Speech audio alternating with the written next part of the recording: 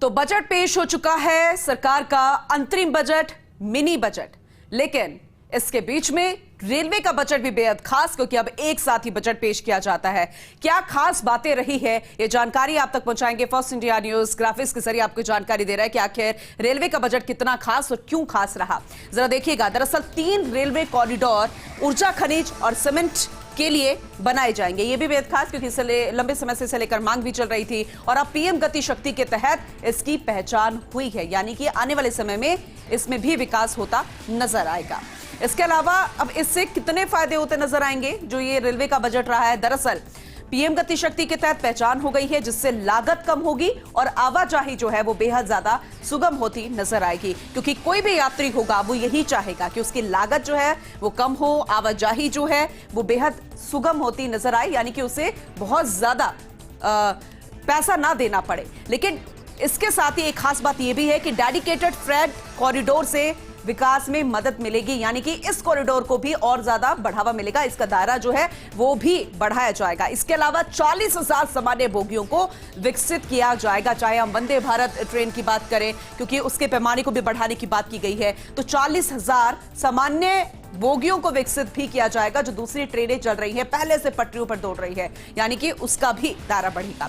इसके अलावा वंदे भारत के पैमानों के अनुरूप इसे विकसित किया जाएगा, जो दूसरे, क्योंकि वंदे भारत की जो अंदर का इंटीरियर है वो बेहद खास है और यात्रियों को बहुत ज्यादा लुभा भी रहा है। इसके अलावा सबसे महत्वपूर्ण पॉइंट जो है, अगर आप यात्रा करते हैं, ट्रेन में यात्रा करते हैं और पिछले कुछ दिनों, पिछले साल की भी अगर हम बात करें, तो जिस तरीके से सबसे सुरक्षित सफर माने जाने वाला, उसमें भी इस तरीके से एक्सीडेंट जैसी खबर सामने आई थी। ट्रेन जो है वो पटरी से उतर गई थी, इसीलिए यात्री की सुरक्षा और सहूलियत को बढ़ाया जा सके, इसका भी ध्यान दिया जाएगा। ये बेहद महत्वपूर्ण पॉइंट है और ये हर एक यात्री चाहेगा। इसके अलावा यात्री ट्रेनों के परिचालन में सुधार किया जाएगा, ये भी बेहद खास है। चाहे आप सुरक्षा की बात कर लो, उसमें सहूलियत की बात कर लो, और फिर परिचालन, उसको लेकर भी सुधार किया जाएगा।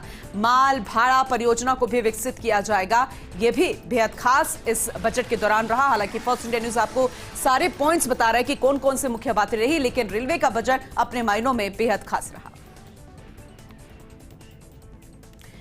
चलिए, इसके अलावा एक और महत्वपूर्ण सेक्टर है, वो है स्वास्थ्य से जुड़ा हुआ। हर एक आम नागरिक ये चाहेगा कि अगर वो चिकित्सा सेवा ले रहा है तो कितना उसको फायदा मिलेगा। स्वास्थ्य पर फोकस किया गया है, जो कि बेहद जरूरत, महत्वपूर्ण। नए मेडिकल कॉलेज खोले जाएंगे, ये भी बेहद खास। अब इसमें भी सबसे इंपॉर्टेंट पॉइंट जो ये रहा, सर्वाइकल कैंसर रोकने के लिए टीकाकरण होगा, यानी कि सर्वाइकल कैंसर रोकने के लिए टीकाकरण की शुरुआत की जाएगी, जिसकी दरकार थी, लंबे समय से मांग चल रही थी। इसके अलावा मिशन इंद्रधनुष में टीकाकरण बढ़ाया जाएगा। इसमें भी एक सबसे खास बात यह है कि 9 से 14 साल की जो लड़कियां हैं उनको मुफ्त टीका मिलेगा। एक बार फिर से आपको बता देते हैं पॉइंट, नए मेडिकल कॉलेज खोले जाएंगे, फिर सर्वाइकल कैंसर रोकने के लिए टीकाकरण होगा। इसमें मिशन इंद्रधनुष में टीकाकरण बढ़ाया जाएगा। ये बेहद खास कार्य योजना है केंद्र सरकार की, मिशन इंद्रधनुष। इसमें टीकाकरण को और ज्यादा बढ़ावा मिलेगा। इसमें भी 9 से 14 साल की लड़कियों को मुफ्त टीका मिलेगा। आशा बहनों को आयुष्मान योजना का लाभ मिलेगा। आयुष्मान योजना चल रही है केंद्र सरकार की, और इसमें भी जोड़ दिया गया है आशा सहयोगिनियों को, आशा बहनों को, उनको भी आयुष्मान योजना का लाभ मिलेगा। इसके अलावा पोषण 2.0, क्योंकि प्रधानमंत्री नरेंद्र मोदी का यह दूसरा कार्यकाल है, ऐसे में इस योजना को 2.0 नाम दिया गया है। इस बजट को भी 2.0 कहा जा रहा था, तो पोषण 2.0 के अमल में तेजी लाई जाएगी, यह भी बेहद खास रहा, स्वास्थ्य से जुड़ा हुआ महत्वपूर्ण बिंदु। और टीकाकरण को मजबूत किया जाएगा। सबसे महत्वपूर्ण होता है टीकाकरण। अगर आप स्वास्थ्य के प्रति गंभीर नहीं हैं और अगर आप टीकाकरण नहीं करवा रहे हैं, तो सबसे ज्यादा खामियाजा हमारे हेल्थ को लेकर हमें जूझना पड़ता है। इसलिए टीकाकरण को लेकर केंद्र सरकार बेहद गंभीर नजर आ रही है।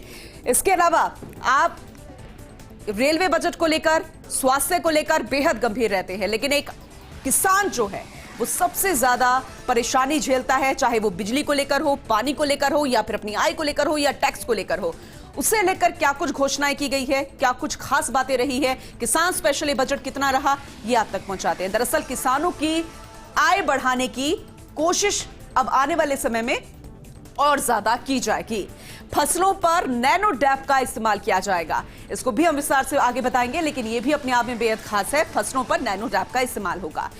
अब ऐसे में डेयरी विकास के क्षेत्र में काम किया जाएगा। डेयरी उत्पादक जो हैं उनको और ज्यादा बढ़ावा मिलेगा, उस क्षेत्र में भी काम किया जाएगा। दुग्ध किसानों को बढ़ावा दिया जाएगा और ऐसे में जो डेयरी विकास के क्षेत्र है उनमें अपने आप बढ़ावा होगा अगर आप दुग्ध किसानों को और ज्यादा बढ़ावा देंगे। चाहे आपसे सिंचाई किसानों की बात कर ले, महिला किसानों की बात कर ले, ऐसे में दुग्ध किसान भी अपने आप में बेहद महत्वपूर्ण है। इसके अलावा 1361 मंडियों को ई नेम से जोड़ा जाएगा, इलेक्ट्रॉनिक करने की कोशिश की जाएगी, क्योंकि ये कहा जाता था कि किसान ज्यादा पढ़े लिखे नहीं होते हैं कंप्यूटर से, इसलिए उनको दूर रखा जाता था। लेकिन आज का वक्त बदल गया है।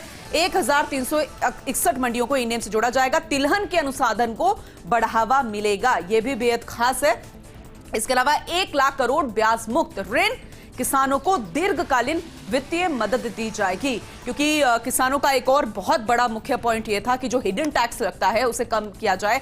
ऐसे में 1 लाख करोड़ ब्याज मुक्त ऋण किसानों को दीर्घकालीन वित्तीय मदद देने की कोशिश की जाएगी। जो 1 लाख करोड़ ब्याज मुक्त ऋण किसान हैं। 5 इंटीग्रेटेड एक्वा पार्क स्थापित किए जाएंगे, ये भी अपने आप में बेहद खास है। एमएसएमई को समय पर पर्याप्त पूंजी दी गई है। आने वाले समय में ये इसका दायरा और ज्यादा बढ़ाएगा, क्योंकि लघु उद्योगों को और ज्यादा बूस्ट करने की कोशिश यहां पर की गई है और अब पर्याप्त पूंजी दी गई है। आने वाले समय में भी इसको बढ़ावा मिलेगा। सी फूड का निर्यात दोगुना हुआ है, इसीलिए अलग से मत्स्य पालन विभाग बनाया गया है, यानी कि इसके निर्यात में भी बहुत ज्यादा वृद्धि हुई है। ऐसे में वो किसान जो कि मत्स्य पालन पर निर्भर रहते हैं, सी फूड का निर्यात जो करते हैं, उनके लिए अलग से विभाग बना दिया गया ताकि उनकी समस्याओं को सीधा वहां से सुना जाए और उनका सॉल्यूशन सीधा वहां पर हो। किसानों के अलावा एक और महत्वपूर्ण सेक्टर है, वो है इंफ्रास्ट्रक्चर। इस पर क्या कुछ खास रहा बजट में, चलिए आपको वो बताते हैं। प्रधानमंत्री नरेंद्र मोदी आवास के तहत 2 करोड़ घर बनाए जाएंगे। हालांकि ये जो स्कीम है, ये योजना जो है पहले भी चल रही थी, लेकिन अब इसका दायरा जो है बढ़ा दिया गया है। इसके तहत 2 करोड़ घर बनाए जाएंगे। हर महीने 300 यूनिट फ्री बिजली मिलेगी। आपका घर हो, बिजली हो, पानी हो, मकान होता है तो कपड़ा भी जरूरत होती है, खाना भी जरूरत है, लेकिन सबसे महत्वपूर्ण हो गया है अब बिजली भी। तो 300 यूनिट फ्री बिजली इस योजना के तहत मिलेगी और 2 करोड़ घर और बनाए जाएंगे। 1 करोड़ घरों को मुफ्त बिजली मिलेगी, ये भी खास घोषणा की गई है। राजकोषीय घाटा जीडीपी का 5.8% अनुमान बताया गया और 2024-25 की बात करें तो लगभग 30,80,000 प्राप्ति अनुमानित बताई गई है। और ऐसे में टैक्स से कितना रुपया मिलने का अनुमान है, अगर हम लमसम की बात करें तो वो होगा 26.02 लाख करोड़ रुपए, इतना मिलने का टैक्स से अनुमान है। इसके अलावा पीएम मुद्रा योजना के तहत 43 करोड़ लोन मंजूर करने की बात सामने आई है, यह भी घोषणा की गई है, यह जानकारी दी गई है। पीएम मुद्रा योजना के तहत 43 करोड़ लोन मंजूर। राजकोषीय घाटा 5.1% रहने का अनुमान है, यानी कि जो रेशो बढ़ गया था वो कम हो जाएगा। जो घाटे की हम बात कर रहे हैं राजकोषीय घाटा, 5.1% रहने का अनुमान है। इसके अलावा खर्च कितना आएगा इन सभी योजनाओं के तहत, वो होगा 44.90 करोड़ रुपए का इसमें खर्च किया गया है। 30 लाख करोड़ का रेवेन्यू आने का अनुमान है, यह भी जानकारी दी गई है। ये पूरे आपको इंफ्रास्ट्रक्चर बजट की हम बात कर रहे हैं। ब्लू इकोनॉमी 2.0 के तहत नई योजना शुरू की जाएगी। ब्लू इकोनॉमिक 2.0 ये भी पहले की योजना, एक बार फिर से इसका विस्तार किया गया, इसका दायरा बढ़ाया गया है और इसके तहत और ज्यादा नई योजना शुरू की जाएगी। रक्षा क्षेत्र भी बेहद महत्वपूर्ण है। हमारे जवान और मुस्तैदी से सीमा पर खड़े रहे, हमारी सुरक्षा करते रहे, लेकिन हथियारों को लेकर हमेशा कई तरह की चर्चाएं होती है। अब इसे लेकर भी रक्षा खर्च को बढ़ा दिया गया है, यह भी अपने आप में बेहद खास है। चलिए आपको बताते हैं कितना बढ़ाया गया है रक्षा बजट में।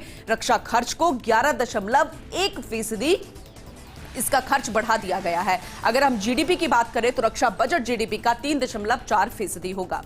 डिफेंस के लिए 6.2 लाख करोड़ का बजट रखा गया है। चाहे हम नए हथियारों की बात करें, अगर उसे खरीदने की बात करें तो और ज्यादा इजाफा आने वाले समय में होता हुआ नजर आएगा, क्योंकि इसका बजट भी बढ़ा दिया गया है।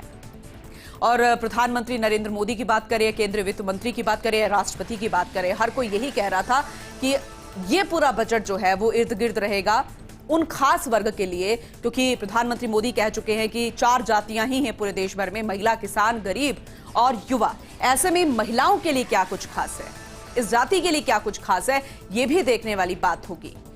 महिला उद्यमियों को 30 करोड़ मुद्रा योजना ऋण दिया गया है, यह बेहद खास। एक बार फिर से बताएं, महिला उद्यमियों को 30 करोड़ मुद्रा योजना ऋण देने की बात सामने आई है और ऐसे में जो महिला उद्यमी हैं उनको और ज्यादा बल मिलेगा। लखपति दीदी योजना को विस्तारित किया गया है। लखपति दीदी, जिसमें प्रधानमंत्री नरेंद्र मोदी ने जब इन तमाम महिलाओं से बातचीत की थी, वो हमने आपको कार्यक्रम भी दिखाया था, तो कई ऐसी दीदी थी जो आई सामने, उन्होंने कहा कि इससे हमें इतना फायदा हुआ है। तो ये जो योजना है लखपति दीदी योजना, उसको और ज्यादा विस्तारित किया जाएगा, इसका दायरा बढ़ाया जाएगा। ऐसे में 1 करोड़ महिलाओं को लखपति दीदी बना दिया गया है और अब 2 करोड़ से बढ़ाकर इसका 3 करोड़ रुपया लक्ष्य कर लिया गया है कि आने वाले समय में यह संख्या और ज्यादा बढ़ जाएगी, यानी कि देश में ऐसी कई लखपति दीदियां होंगी। इसके अलावा 9 करोड़ महिलाओं के जीवन में बदलाव आया लखपति दीदी से। यह जानकारी दी क्योंकि उपलब्धियों का भी बखान किया गया है, उन योजनाओं का बखान किया गया है जिससे महिलाओं को फायदा हुआ है और इसलिए उसका दायरा बढ़ाने की बात सामने आई है कि 9 करोड़ महिलाओं को जीवन में बदलाव आया लखपति दीदी योजना से, उनमें आत्मनिर्भरता आई है और आंगनबाड़ी कार्यक्रमों में और ज्यादा तेजी लाई जाएगी। उसमें मिलने वाले, चाहे खाने की बात हो जाए या फिर उन बच्चों से जुड़ी सुरक्षा की बात हो जाए, उनके पालनहार की बात हो जाए, उसमें भी बहुत ज्यादा ध्यान देने की बात रखी गई है।